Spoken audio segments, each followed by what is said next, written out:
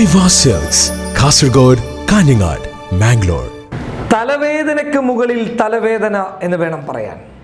സാഹചര്യങ്ങളെ അതിജീവിച്ച് BJP UP-യിൽ പോരാട്ടം നടത്തുമ്പോൾ ആ പോരാട്ടങ്ങൾക്കിടയിൽ ഇങ്ങനെ വീണ്ടും വീണ്ടും തലവേദന വരുന്നത് BJP-യെ സംബന്ധിച്ചിടത്തോളം താങ്ങാൻ പറ്റാത്ത ഒരവസ്ഥയാണ് അവർക്ക് സമ്മാനിക്കുന്നുള്ളത്. അതിലെടുത്തു പറയേണ്ടത് ഓം പ്രകാശ് രാജ്ഭർ സമുദായത്തിൻ്റെ പ്രമുഖനായ നേതാവായ ഓം പ്രകാശ് രാജ്ഭർ SP-യുടെ നേതാവും അതുപോലെ തന്നെ യോഗി ആദിത്യനാഥിന്റെ സർക്കാരിലെ പിന്നോക്ക ക്ഷേമ വകുപ്പ് മന്ത്രിയും കൂടിയാണ് ഓം പ്രകാശ് രാജ്ഭർ. ആ ഓം പ്രകാശ് രാജ്ഭർ യോഗി ആദിത്യനാഥിന്റെ ചില നടപടികളിൽ പ്രതിഷേധിച്ച് രാജിവെച്ചിരിക്കുകയാണ്. ഇതിനേക്കാൾ വലിയ ഒരു തിരിച്ചടി ഇനി BJP-ക്ക് സ്വപ്നങ്ങളിൽ മാത്രമാണ്.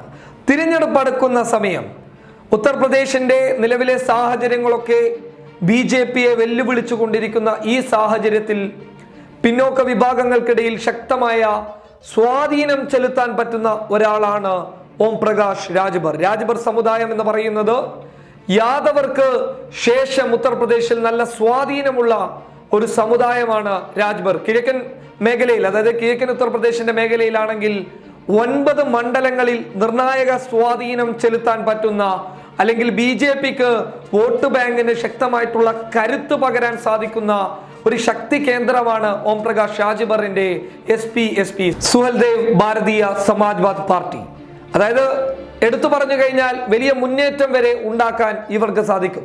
ഇവർക്ക് നിലവിൽ നിയമസഭാ തിരഞ്ഞെടുപ്പിലടക്കം വലിയ ഒരു പോരാട്ടം കാഴ്ചവെച്ച് അതിലൂടെ കുറച്ച് സീറ്റുകൾ വരെ ലഭിച്ചിട്ടുണ്ട് അവിടെ. ആ സാഹചര്യത്തിൽ നിന്നും ഇങ്ങനെ ഒരു നിർണായക ഘട്ടത്തിൽ BJP-യെ ഒറ്റപ്പെടുത്തി ഓം പ്രകാശ് രാജ്ഭർ ഒരു തീരുമാനത്തിൽ ഉറച്ചു നിൽക്കുന്നതിന് വ്യക്തമായ കാരണമുണ്ട്. അതിന്റെ ഏറ്റവും വലിയ കാരണം എന്ന് പറയുന്നത് യോഗി സർക്കാർ ഓം പ്രകാശ് രാജ്ഭറിന്റെ SP-യെ ഇല്ലാതാക്കാൻ വേണ്ടി ശ്രമിക്കുന്നു എന്നുള്ളതാണ്. മറ്റൊരു കാര്യം, ലോക്സഭാ തെരഞ്ഞെടുപ്പുമായി ബന്ധപ്പെട്ട് BJP-യുടെ ചിഹ്നത്തിൽ തനിക്ക് മത്സരിക്കാൻ സാധിക്കുകയില്ല എന്ന് പറഞ്ഞത് വലിയ രീതിയിലുള്ള ഒരു പ്രതിഷേധത്തിന് BJP-ക്കിടയിൽ ഇടയാക്കുകയും തുടർന്ന് BJP അങ്ങനെ ഒരു തീരുമാനത്തിന് അനുമതി നൽകാൻ ഞങ്ങൾക്ക് സാധിക്കുകയില്ല എന്നുള്ളതും BJP-യുടെ ചിഹ്നത്തിൽ തന്നെ ഓം പ്രകാശ് രാജ്ഭർ മത്സരിക്കണമെന്ന തീരുമാനം യോഗി ആദിത്യനാഥ് മുന്നോട്ട് വെച്ചതിലൂടെയാണ് പ്രശ്നത്തിന്റെ തുടക്കം നടക്കുന്നത്.